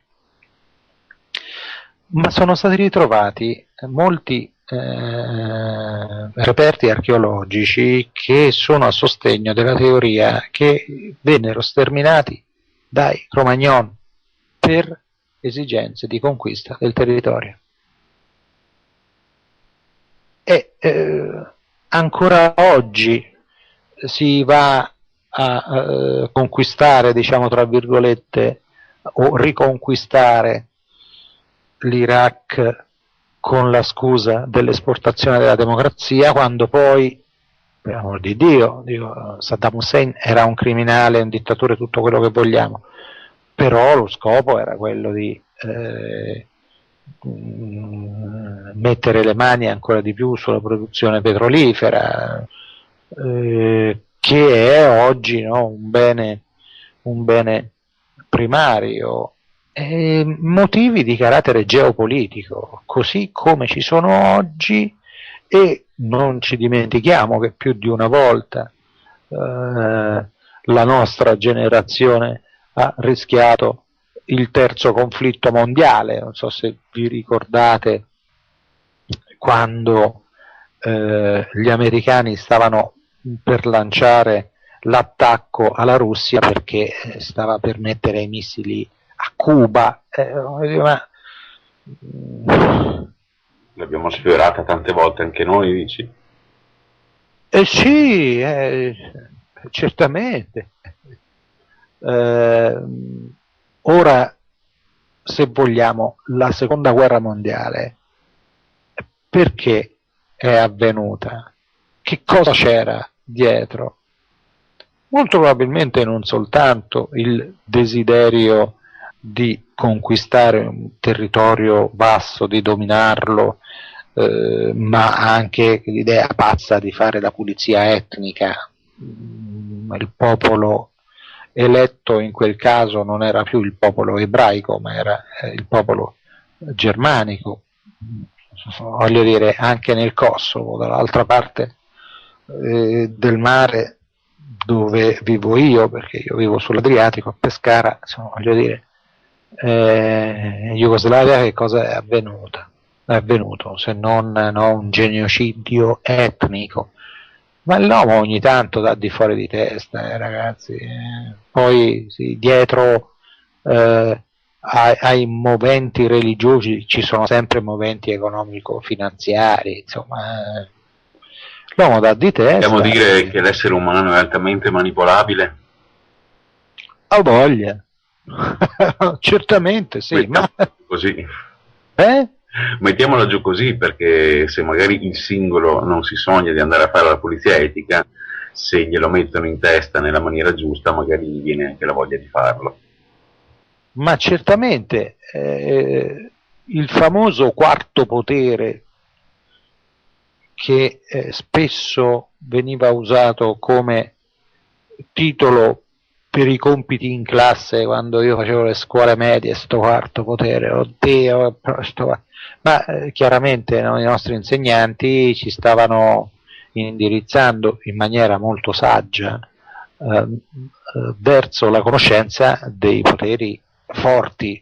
Ne sono diversi di poteri forti, perché c'è non solo quello che è straconosciuto, che è il potere finanziario, ma c'è anche il potere della comunicazione, la telecomunicazione. Ci vuole poco a manipolare la gente, basta iniziare a mandare, che posso dirti, no? Programmi e programmare palinsesti con programmi di bassissimo livello culturale, se la gente la appiattisce. Io faccio sempre l'esempio di Hollywood che a un certo punto comincia a fare i film western per sdoganare i cowboy o comunque gli americani dalla colpa di aver sterminato un intero popolo. E gli indiani, ma poveretti, ma quelli c'erano già quando sono arrivati i colonizzatori irlandesi. I western li vediamo nella figura dei cattivi. No, ecco. Poi quando si capisce, io da piccolo ti devo dire... Viene da riflettere per quanto riguarda quell'ondata degli anni 80-90 sui film di guerra, vero? Un pochino. Sì, certo. Poi Massimo, la storia la scrive il vincitore, certamente. Su questo non c'è ombra di dubbio. Però, insomma, ecco, chi ha la voglia, la perseveranza di andare in fondo scava poi trova e viene a galla un'altra storia che poi io dico a coloro che affermano la storia va riscritta, ma io dico no, la storia non va riscritta, è già scritta, bisogna soltanto togliere quel velo di sporcizia che gli è stato messo sopra per vari motivi, perché se no la storia del genere umano è già lì a disposizione. Certo, bisogna sapere come arrivarci, saperla poi leggere e avere il tempo più che altro, no? Per ricercare, perché ci vuole del tempo. Insomma, ripeto quello che ho detto forse un'oretta fa, o anche di più. Io ho impiegato tanto tempo per trovare i testi che mi servivano per fare le verifiche, ma io sapevo già dopo tanti anni di letture più o meno in che direzione andare a fare le ricerche, ma avevo anche il tempo per fare un certo tipo di ricerche. Io d'altronde, voglio dire, non ho anzi la fortuna o la sfortuna, non lo so, ma insomma di questi tempi diciamo la fortuna di avere un posto fisso. Io non sono un ricercatore di professione, anche se mi piacerebbe molto esserlo, e chissà che se le cose vanno in una certa maniera che io non lo diventi, però ci vuole il tempo. Noi siamo presi quotidianamente da mille impegni, pensieri, il lavoro, la famiglia, le crisi economiche e quant'altro. È chiaro che poi quando si torna a casa la sera non è che ci sa tanta voglia di leggersi qualche cosa, no, per approfondire, salvo che uno non ci abbia la passione o la mania come il sottoscritto. Ci vuole una grande motivazione o una grande passione, perché prima ci facevi notare che anche i mezzi, oltre al tempo, sono un po' quello che sono per quanto riguarda attingere alle informazioni di prima mano. Ti volevo fare una domanda, Biagio, se avevi completato quello che stavi dicendo. Sì, vai pure. Sì, avevamo parlato di quello che riguarda il famoso peccato originale, e tu ci avevi dato una tua interpretazione su quella che è la vicenda di Adamo, di Eva, gli angeli, il serpente. Ci avevi parlato di un qualcosa che ha a che vedere con una regola infranta. Brevemente vuoi esporci qual è il tuo punto di vista su questo episodio? Sì, questo è un argomento che tra l'altro tratto in maniera documentato nelle mie conferenze e anche nei convegni. Io parto da un'analisi dell'affresco del peccato originale descritto da Michelangelo, vado ad identificare determinati particolari e poi inizio a cercare di dare le risposte a ciò che enigmaticamente in questo percorso di ricerca in cui io porto i presenti alla conferenza per mano. In sostanza il peccato originale noi sappiamo, così come ci è stato insegnato fin da piccoli, che doveva essere l'unione fisica del maschio e della femmina del genere Homo. Questo è. Poi abbiamo scoperto che così non è. Oltretutto, diciamo che determinate figure nel peccato originale, alle origini, ed ecco l'importanza delle origini di scavare, non era poi così maligno come lo si è fatto diventare, e sto parlando del tanto vituperato serpente. Anzi, in origine e nelle varie culture, nelle varie religioni sparse in tutto il mondo, era sinonimo di positività, di portatore di conoscenza, di sapienza ed altro. Beh, che cosa viene fuori dalla mia ricerca? Che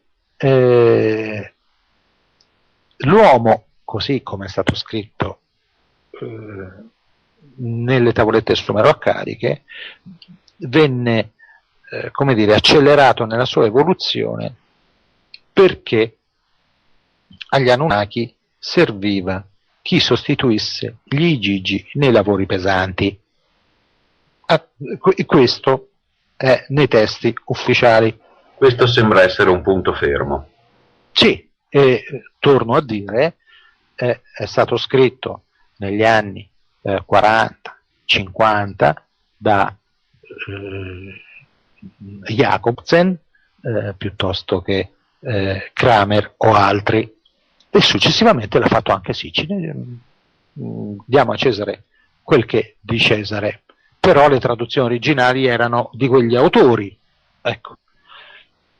Ora, una volta creato l'uomo, questo fu avviato a un, chiamiamolo, programma di formazione. Doveva imparare a fare il lavoro per conto degli Igigi. Di fatto era un essere che doveva obbedire ai comandi, quindi un lavoratore ubbidiente, mansueto, quindi tranquillo, e che adorasse i suoi creatori. Creatori si fa per dire, perché comunque secondo la mia opinione si tratta di un'accelerazione all'evoluzione, non tanto una creazione ex novo. Come così venivano definiti, insomma. Sì.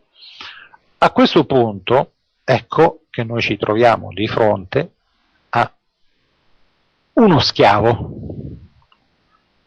e da qui lo schiavo degli dei, che ha poi ispirato il titolo del mio libro, Schiavi degli dei, intesi come gli uomini schiavi di quegli dei che poi così sono stati definiti dai traduttori successivamente, perché di fronte a quella particella Dingir loro hanno pensato di dargli come traduzione il termine Dio, ma i Sumeri non hanno mai chiamato gli Anunnaki Dio, ma per questo nemmeno gli ebrei. È stato solo San Girolamo il primo con la Vulgata che ha trasformato il termine Yahweh e Elohim in Dio, se la vogliamo dire tutta. Bene, uno stato di schiavitù,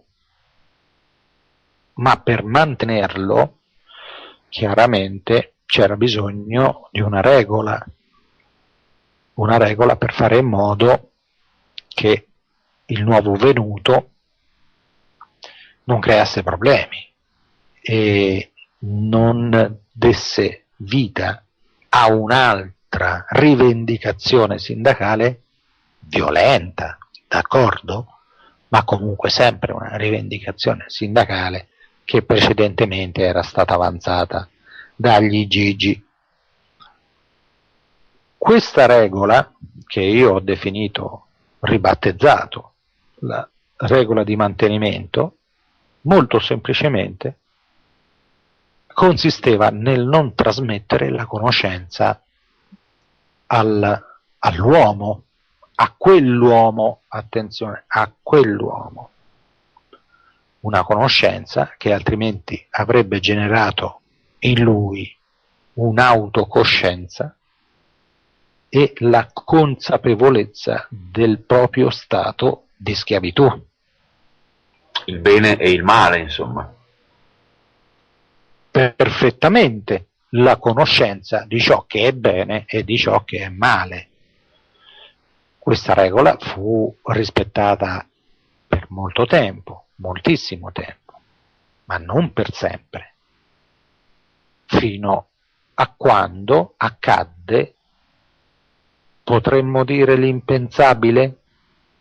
Certo, evidentemente gli Anunnaki fecero male i loro conti.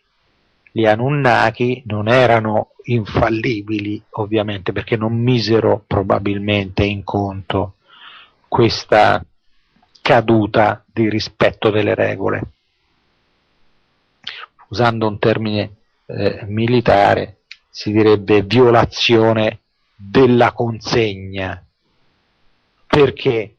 Perché a un certo punto i figli degli dei, ovvero nella Bibbia c'è scritto i figli di Dio, ma i figli degli dei, quando videro che le figlie dell'uomo, che nel frattempo erano nate, erano cresciute ed erano diventate belle, decisero di scegliere fra di esse quelle che vollero in moglie. E ovviamente ecco che accadde quell'impensabile che è successivo, perché il peccato originale non è l'unione da parte dei figli degli dei, che sarebbero poi i Gigi, i controllori, che da lavoratori pesanti erano diventati i controllori, i custodi, gli angeli, se vogliamo, o i Galga, come li definivano i Sumeri. Non fu tanto questo, perché guardate, l'unione fisica tra gli Gigi e le femmine di ciò che era nel frattempo evoluto, non è che importasse tanto agli Anunnaki, come dicono a Roma, non gliene poteva fregare de meno. L'importante è che non trasferissero loro la conoscenza, e invece gli trasferirono la conoscenza. Nel libro di Enoch, che a dispetto di quello che è scritto nella Bibbia, che è di 3 righe, ci sono pagine e pagine intere, addirittura un libro che è il libro dei vigilanti, che fa i nomi di questi 200 che decisero di infrangere l'ordine di Dio unendosi con le belle figlie dell'uomo, raccontando loro addirittura come interrompere una gravidanza. Azazel, se non ricordo male, è il... Sì, Azazel, il capo dei vigilanti. No, quello era Semiaze. Hai ragione, esatto, Azazel era un metallurgico, forse. Sì, qualcosa del genere. Insegnò l'interruzione della gravidanza, così come gli insegnarono a scrivere usando l'acqua e la cenere. Enoch la cosa a me, scusate, si sente che sto un po' ridendo, ma la cosa mi fa ridere perché il fatto di insegnare all'uomo a scrivere era una cosa empia. Ma come, cioè, ma è chiaro, no? Empia per chi? È chiaro che era la conoscenza. Ma come? Ma se noi andiamo ad insegnare a qualcuno a scrivere, ma che facciamo di sporco, di condannabile? Nulla. E evidentemente però per chi detiene il potere e vuole tenere sotto di sé una popolazione scavizzata, è chiaro, no? Che non deve avere la cultura. Sembra quasi un progetto sfuggito di mano, cioè per ottenere Sì, i risultati devo elevare la tua coscienza in modo che tu comprenda i miei ordini, ma come effetto collaterale avrò questo, che tu imparerai anche delle cose che a me magari non convenivano. certamente, certamente sì, gli è sfuggito di mano. Questa è una cosa interessante, cioè che in questo quadro che sembra così perfetto della creazione dell'essere umano, probabilmente molte cose sono successe per puro caso. Oddio, io non credo tanto più al caso, Ecco, infatti.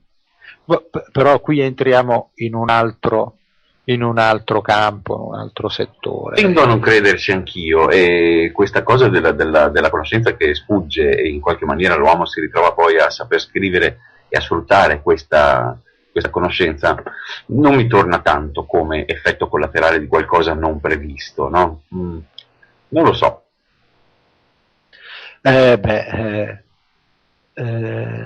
Io sono in parte, no, riuscito a trovare delle risposte che comunque, mi piace ribadire, non rappresentano la verità assoluta, ma la presentazione comunque di risultati ottenuti mediante una ricerca seria, severa, approfondita, usando sempre testi originali anche molto antichi. Però credo di essere sulla strada buona. Certo, per me è così, io sono convinto di questo, ma è il mio parere. Lungi da me dal presentarmi come un, un, un nuovo, come dire, no, cercatore di Certo, ma lo diamo per scontato questo viaggio, ognuno di noi parla per quelli che sono i suoi risultati, le sue convinzioni, è chiaro. Sì, poi certo, Massimo, la mia convinzione deriva dal fatto che tutto ciò che io ho scritto è documentato, non c'è un'affermazione che non sia documentata.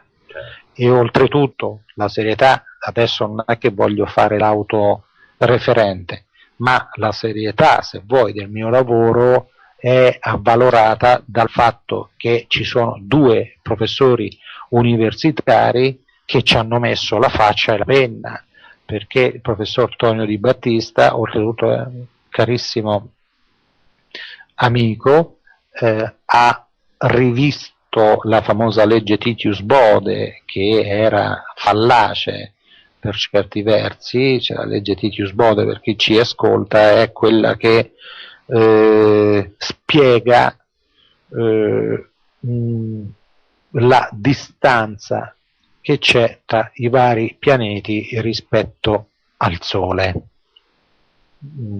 Faccio un esempio: la legge Titius Bode dice che ogni pianeta dista dal Sole, la sto semplificando, il doppio della distanza che dal Sole ha il primo pianeta che lo precede. Sì, sembra quasi il rapporto di ottava che si ha nell'armonia. Vedi, io ho fatto anche il musicista, io sono un ex musicista. Non a caso ti ho porto l'argomento. Però è dall'84 che ho appeso al fatidico chiodo lo strumento musicale. Ma è la legge con cui Keplero predisse l'esistenza di un pianeta distrutto proprio nella fascia degli asteroidi. Certamente, e oltretutto ci sono degli studi fatti da astronomi di fama internazionale sulla fascia degli asteroidi. Addirittura si sono utilizzati dei software che hanno simulato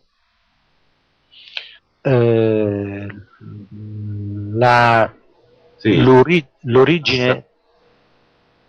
Dimmi. Sì, no, scusami se ti ho interrotto, no, io mi riferivo a degli studi che hanno messo in proporzione la massa del materiale residuo con l'ipotesi di massa che poteva avere un eventuale pianeta trovatosi in quella, ma forse non era quello che volevi dire. No, a parte che nell'Enuma Elish si parla di un pianeta che era lì e che è stato in parte tranciato, no? Diventa il bracciale martellato, mi pare venisse chiamato poi. Io del bracciale martellato non ho trovato nulla, delle traduzioni che ho non mi ricordo, quindi perdonami se non confermo. Sì, però se tu hai conoscenza di questi testi. Mi riferisco a quello che è scritto Sicci, niente più niente meno, una specie di visione in cielo superiore e cielo inferiore con linea di demarcazione, proprio questo bracciale martellato lo chiamavano, quindi era già stato distrutto all'epoca in cui se ne scriveva. Sì, l'epoca in cui scrivevano l'Enuma Elish, dici? Sicuramente, certo, tu dirai, è ovvio, ma sì. Troviamo anche la genesi del sistema solare, quindi un momento in cui non c'era nemmeno la Terra, insomma. Non c'erano nemmeno gli Anunnaki, quindi. Per dire. Ecco perché comunque, no, qualcuno che fu spettatore di questo evento, solo questo può aver raccontato questa storia a chi poi l'ha trasmessa. Esatto. E qui ai Sumeri. Arriviamo al punto dell'ipotesi esogena, quindi l'extraterrestre. Sì, no, ma ecco, ripeto, io sono un fautore, però sono anche molto chiaro nell'esporre i risultati di quella che è una mia ricerca che è tesa a dare la risposta noi chi siamo. Poi da dove veniamo è lunga. Esatto. E comunque non bastano sicuramente le nostre 2 ore che sono quasi arrivate a compimento, mancherebbero 3 minuti alla fine più o meno. E volevo sapere se posso farti un paio di domande prima di salutarci che ci hanno proposto i nostri ospiti, e una fatta da Tito Forbidden, questo è il suo nick, chiede cosa ne pensi tu di temi e articoli che parlano di creature che vivono o vivevano sotto la crosta terrestre, insomma l'ipotesi della terra cava. Ti ha in qualche maniera incuriosito? Hai qualche ipotesi, idea?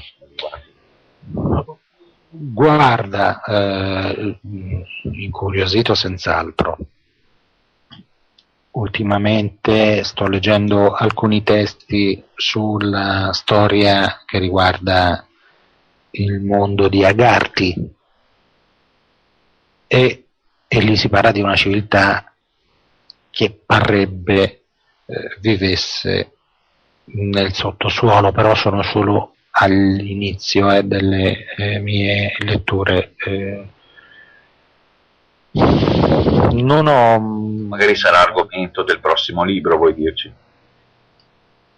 No, non è detto, perché comunque sai, io leggo quello che mi incuriosisce, poi dopo devo prendere una decisione, nel senso che devo comunque impormi delle priorità e ritorno sulla strada maestra. E poi ogni tanto i libri me li regalano, perché ecco, questo libro che sto leggendo adesso, tra l'altro è piccolino e forse in una settimana riesco a farlo fuori è Il re del mondo di René Guénon, che è, insomma, ho letto le prime 7-8 pagine, è bellissimo.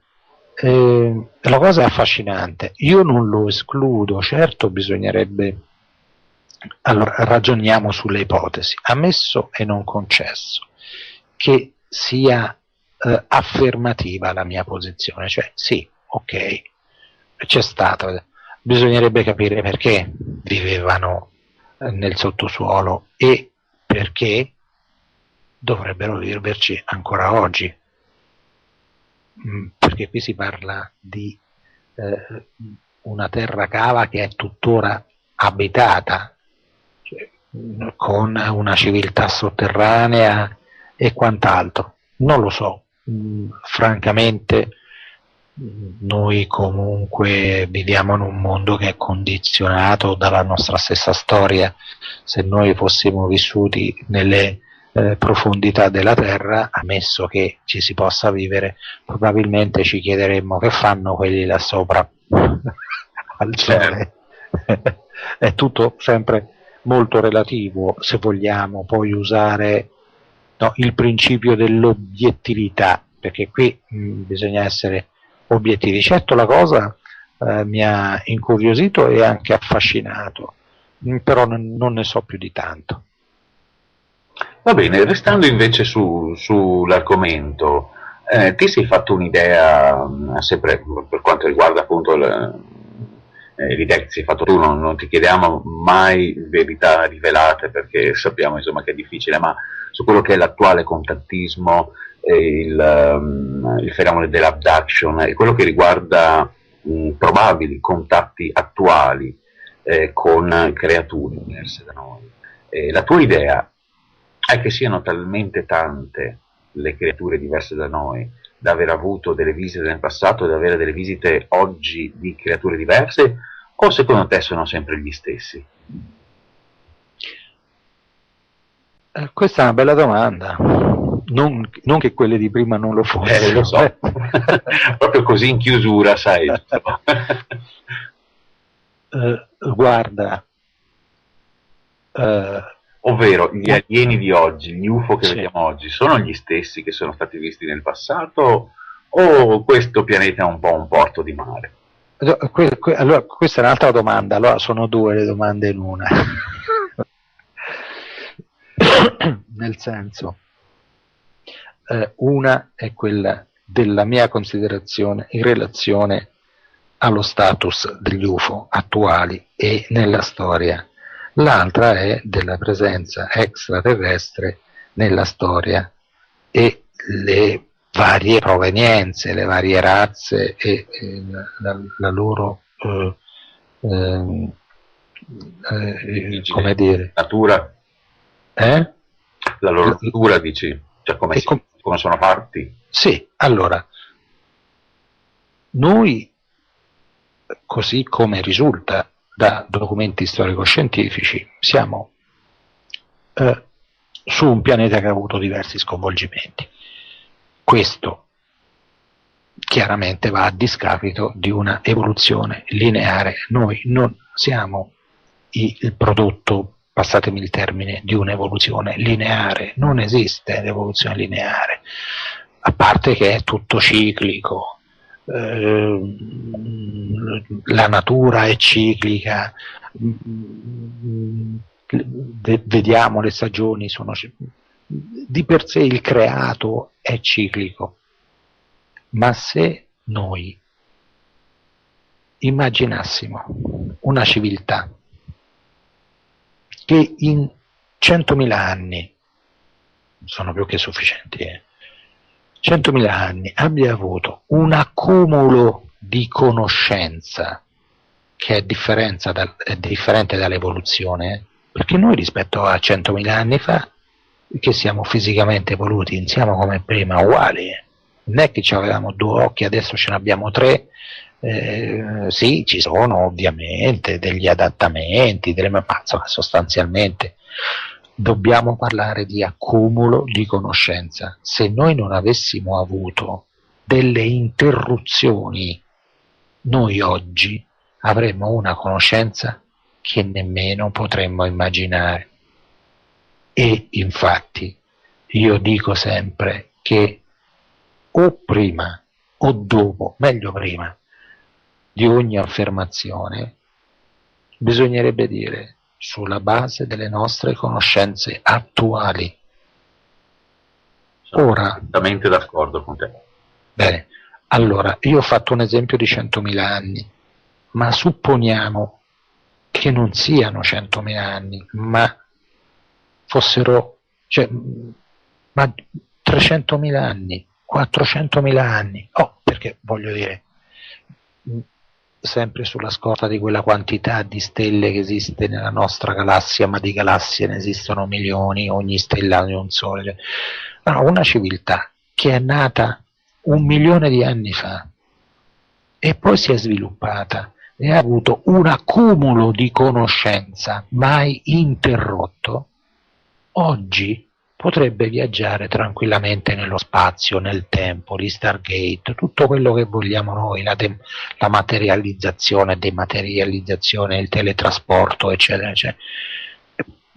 Che noi nemmeno immaginiamo. Oddio, alcune cose sì, perché insomma il teletrasporto ci sono stati degli esperimento di Filadelfia, è chiaro, non so per chi ci ascolta, dove insomma tentarono di far sparire una nave, questo è un altro discorso, e quindi è chiaro che la provenienza può essere diversificata, così come anche l'aspetto esteriore.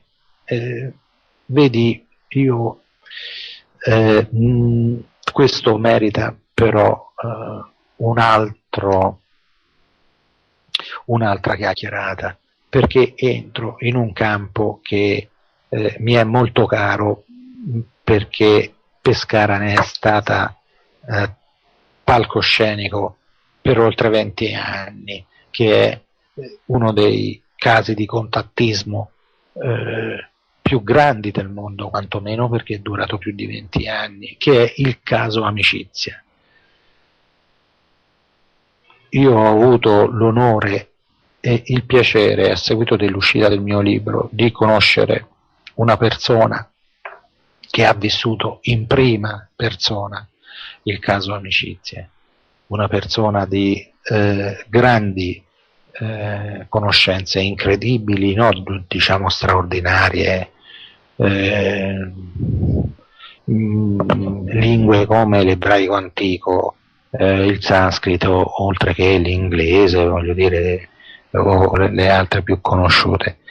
E io condivido l'idea di questa persona, tant'è che questa sua considerazione l'ho fatta mia. Allora, lui dice: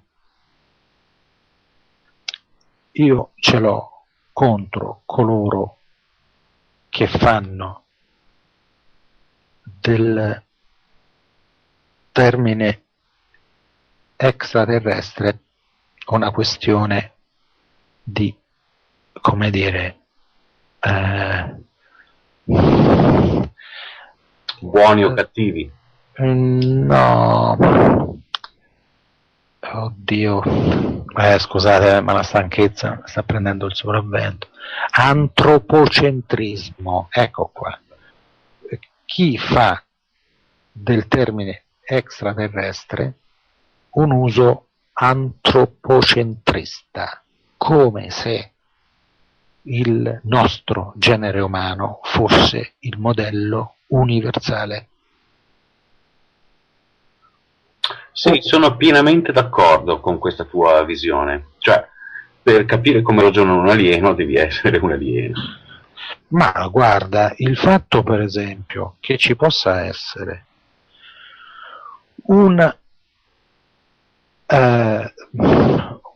alieno inteso come sostantivo, cioè un appartenente a un altro mondo, che ha le nostre stesse sembianze, più o meno, forse, lo so, può avere la pelle azzurrina piuttosto che chiara come la nostra, che so, essere alto 3 metri e mezzo, 4 metri, piuttosto che la nostra statura. Insomma, voglio dire, quello sì, per noi potrebbe essere un alieno, così come se non conoscevamo i nostri fratelli di colorito scuro, nel momento in cui noi li vedessimo per la prima volta li considereremmo alieni. Quindi, certo. Ecco, è sempre molto relativo. Sicuramente se c'è, voglio dire, una vita intelligente, questa ha la possibilità di svilupparsi e di accrescere la propria conoscenza. Se poi ha la fortuna di portare avanti un accumulo di conoscenza senza interruzioni, raggiunge dei traguardi incredibili. Pertanto, ecco perché io sono un fautore della presenza extraterrestre nell'universo. Poi io non li ho mai visti, e oltretutto non so nemmeno se vale la pena di vederli. Ad ogni modo, questo sulla questione extraterrestri.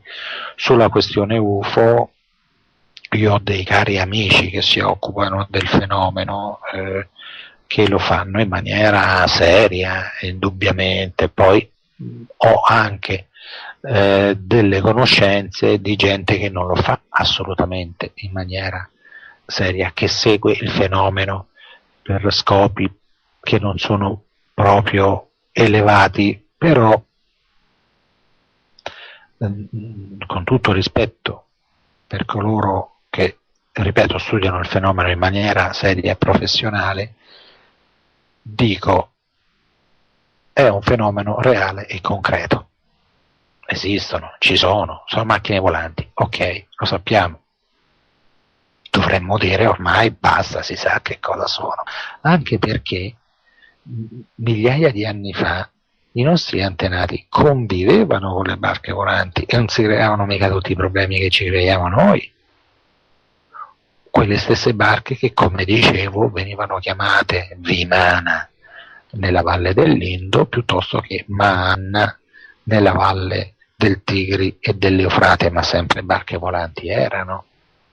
Ora, che poi fossero di provenienza extraterrestre, ma i Sumeri non dicevano che venivano dal cielo, cioè gli Anunnaki, coloro che dal cielo scesero sulla terra, no, dicevano che erano della terra, probabilmente erano comunque superstiti, e vedi, alla fine si torna sempre lì, di una precedente civiltà che aveva raggiunto elevate conoscenze tecno-scientifiche e che cercava di, ripartendo da zero, ristabilire una società, una nuova vita e andare avanti. Quindi io dico, ok, il fenomeno UFO, ma bisogna indagare su cosa c'è dietro al fenomeno UFO, perché secondo me gli Anunnaki non se ne sono andati. E con questa parola, con questa frase, io approfitterei per invitarti già a buttare l'esca per vedere se potrai essere disponibile anche la prossima stagione, verso settembre, ottobre, quando riapriremo insomma le nostre trasmissioni. Potremo approfondire quello che ci hai appena citato del caso Amicizia, che anche lì ce ne sono molte cose da dire. Mi sembra di aver capito che tu abbia qualcosa da dire in più, forse. Poco, ti dirò, perché io ho pieno rispetto e grande stima, no, e considerazione nei confronti di questa persona. È una stima che devo dire è reciproca, e ritengo che certe cose le debba raccontare solo chi le ha vissute in prima persona. Il resto io non, insomma. Ma se ci permettiamo di parlare della Genesi, Biagio, non c'era nessuno di noi lì. Però, questa, mi hai messo con le spalle al muro, bravo. Grazie, lo faccio spesso in chiusura di trasmissione. Io volevo ricordare nuovamente il titolo del tuo libro, che è Schiavi degli Dei, e si può trovare tranquillamente in libreria in questi giorni, e insomma lo consigliamo un po' a tutti anche per eventualmente poterti porre delle domande la prossima volta che sarai con noi, sempre se ci dai la tua disponibilità in diretta. Sì, volentieri, volentieri. Poi indubbiamente dipende Certo. sempre dal tempo che uno ha a disposizione, però insomma volentieri, dai. Grazie, noi speriamo tu ti sia trovato bene con noi, che sia stata una chiacchierata piacevole, e ti ringraziamo per insomma la tua esaustività e disponibilità insomma a partecipare alle nostre trasmissioni, per cui un grazie ancora Biagio per la tua partecipazione. Prego, grazie a voi, un saluto a te, a tutto lo staff di Radio Ufocast e ovviamente a tutti gli ascoltatori che hanno avuto la sana pazienza di stare ad ascoltarmi fino a quest'ora. Ti devo dire che sono anche un po' contento che sia finito, perché ho una fame che non ce la faccio più. Io sapendo questo non ho voluto indulgere oltre le 2 ore, perché so cosa significa. Spesso mi trovo anch'io alla stazione di giù. Grazie ancora. Allora. Grazie a voi, ci risentiamo. Grazie. Ciao a tutti. Io voglio ricordare a tutti quello che ho detto in apertura, che stiamo organizzando questo raduno, insomma le notizie fioccheranno in questa radio, naturalmente per tutto quanto il mese di maggio cercheremo di raccogliere adesioni e possibilità organizzative e vi terremo informati. Se volete sapere qualcosa contattateci pure tramite gli indirizzi del nostro sito, che ricordiamo è ufocast.ufomachine.org. Ricordiamo nuovamente il titolo del libro di Biagio, Biagio Russo, quindi Schiavi degli Dei, e vi diamo appuntamento a venerdì prossimo con un'altra puntata. Quindi da Michele Valeriani, Biagio Russo e Massimo Del Genio una buonanotte e arrivederci alla prossima.